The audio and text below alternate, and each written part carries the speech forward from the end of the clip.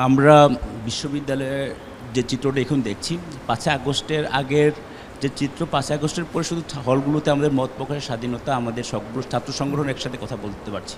এছাড়া কিন্তু আমাদের অবকাঠামো, আমাদের হচ্ছে টেকনিক্যাল কোনো কিছু কিন্তু পরিবর্তন হয়নি। আমাদের বিশ্ববিদ্যালয়ের বাজেটও কিন্তু বাড়েনি। আমাদের বিশ্ববিদ্যালয়ের শিক্ষার্থীরা আগেও যেরকম হচ্ছে, তারা আগে তো মত প্রকাশের স্বাধীনতা ছিল না, মানে হচ্ছে মত প্রকাশই ছিল না, একটি মতই ছিল। তো এখন আমাদের মত প্রকাশের স্বাধীনতা হয়েছে, অনেকগুলো মত হয়েছে, মতবিরোধ হয়েছে, মত পার্থক্য হয়েছে, আমরা আলোচনা করছি।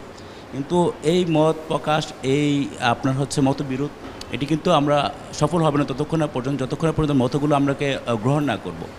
আপনি দেখেন আমাদের ঢাকা বিশ্ববিদ্যালয়ের যে শিক্ষার্থী মেঘদা বলছে যে সঞ্জুর কথা। সঞ্জু আমার ডিপার্টমেন্টের শিক্ষার্থী। সে বিশ্ববিদ্যালয়ের চা শ্রমিকের পরিবার থেকে সে উঠে আসছে। আপনি জানেন যে চা শ্রমিকরা কীভাবে হচ্ছে তারা জীবনযাপন করে, কী পরিমাণ টাকা পায়। সে বিশ্ববিদ্যালয়ে আসার পরে বিশ্ববিদ্যালয়ের প্রশাসন কিন্তু এই ছেলেটিকে হচ্ছে আলাদাভাবে তাকে হচ্ছে কাউন্সিলিং করেনি। তাকে হচ্ছে এই যে একটা অসম পরিবেশ, আমাকে গণরুমে থাকতে হবে, গেস্ট রুমে থাকতে হবে, শিক্ষার্থী খেতে হবে, কিংবা একটা শিক্ষার্থী আমাদের এই বাংলাদেশের সাধারণ যে মানুষের যে ধারা, যে পরিবেশ, যে ধরনের হচ্ছে একটি কমিউনিটির যে ধারণা, সে ধারণা বাইরে থেকে আসছে। আমরা কিন্তু তাকে ওইভাবে হচ্ছে কাউন্সিলিং করে আমাদের মূল ধারা নিয়ে আসতে পারছি না, বা হচ্ছে বিশ্ববিদ্যালয়ের যে হচ্ছে একটা পরিবেশ থাকা দরকার ছিল, সেই পরিবেশে কিন্তু আমরা নিয়ে আসতে পারতেছি না। তো দেখা যাচ্ছে যে এই সঞ্জু যখন হচ্ছে সুইসাইড করতে উঠছে, সে কিন্তু 1.5 ঘন্টা ভাবছে যে আমি করবো কি করবো না, হলের সাথে কিন্তু ঘোরাফেরা করছে। কিন্তু এই সময়টিতেও কিন্তু আমরা কোনো ধরনের কারো কোনো রেসপন্স বা কোনো ধরনের হচ্ছে কিছু পাইনি। ঠিক একইভাবে আপনি দেখেন আমাদের যখন হলে শিক্ষার্থীরা খাবার খেতে চায়, আমাদের ক্যান্টিনগুলোতে হচ্ছে ভাগাভাগি হতো, আমাদের ইন্টারনেটের উপর হচ্ছে ভাগ বসাতো। তারা ডিজিটাল বাংলাদেশের কথা বলতো, স্মার্ট বাংলাদেশের কথা বলতো, তারা ওয়াইফাই টেন্ডার মানে চাঁদাবাজি করতো, হলে ক্যান্টিনে চাঁদাবাজি করতো। আরেকটি যে বিষয়গুলো হচ্ছে আমাদের সবাই বলছে, আমি আমার একটা কথার দিকে চলে যাচ্ছি, যে আমরা বিশ্ববিদ্যালয়ের যে রিসোর্সগুলো আছে আমরা সেগুলো বাংলাদেশে কাজে লাগাতে পারছি না। আমাদের সায়েন্সের স্টুডেন্টরা মাইক্রোসফটে জব করছে, গুগলে জব করছে, ফেসবুকে জব করছে, অথচ তারা আমাদের বাংলাদেশের কোনো একটি প্রতিষ্ঠানে যখন ভর্তি হতে যায় বা চাকরির পরীক্ষা দিতে চায়, তাকে হচ্ছে আমাদের সাধারণ জ্ঞান পড়া লাগতেছে যে হচ্ছে উগান্ডার রাজধানী কোথায়, বুর্কিনা ফাসোর প্রেসিডেন্টকে, তাকে হচ্ছে বাংলা সাহিত্য পড়া লাগতেছে, তাকে হচ্ছে ইংলিশ সাহিত্য পড়া লাগতেছে। তার তো এটা পড়া দরকার নেই। আমার দরকার হচ্ছে তাকে আমি টেকনিক্যাল কাজে লাগাবো, তাকে কেন আমাকে সব সিলেবাস জানাতে হবে?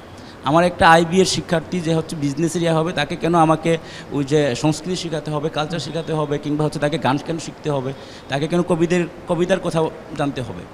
সেটা তার ওই কাজ প্রয়োজনে সে জেনে নেবে, কিন্তু আমাদের সেই রিসোর্সগুলো কিন্তু কাজে লাগানো হচ্ছে না।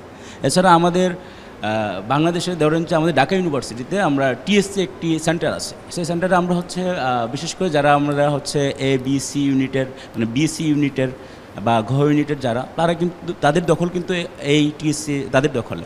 কিন্তু আমাদের যে সায়েন্সের শিক্ষার্থীরা আছে, তারা যে একটি স্টার্ট আপ কমিউনিটি করবে, তারা যে হচ্ছে একটা মানে সায়েন্স কমিউনিটি করবে, তারা যে তাদের বিভিন্ন বিষয়গুলো নিয়ে আলোচনা করবে, সেগুলো নেই।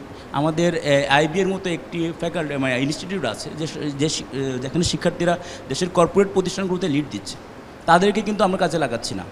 আমাদের বিশ্ববিদ্যালয়ে বাংলাদেশের সিস্টেমটাকে এরকম পর্যায়ে নিয়ে গেছে যে আমি একজন শিক্ষার্থী হয়ে একটা স্টার্ট আপ দাঁড় করাবো, আমি সেখানে পারবো না। আমি সেখানে রাষ্ট্রীয় অর্থায়ন অথবা রাষ্ট্রীয় মানে ওই যে মন্ত্রী এমপিদের কাছের লোক না হলে আমি স্টার্ট আপ দাঁড় করতে পারবো না। ডাকসুতে নির্বাচিত হলে সেটি নিয়ে কাজ করব, কিন্তু সেটিতে হচ্ছে রাষ্ট্রকে ফোকাস করতে হবে। আমরা বাংলাদেশের রাষ্ট্রের প্রেক্ষিতে আমরা যেটা দেখি, বাংলাদেশের সকল গভর্নমেন্টের কমন শত্রু হচ্ছে ঢাকা বিশ্ববিদ্যালয়। আমাদেরকে সবাই একটা শত্রু হিসেবে দেখে, মানে কেউ সরকারে যাওয়ার পরে আমরা তাদের শত্রু হয়ে যাই, আর তাদের সবচেয়ে আপন হয়ে যায় সামরিক বেসামরিক বাহিনীগুলো।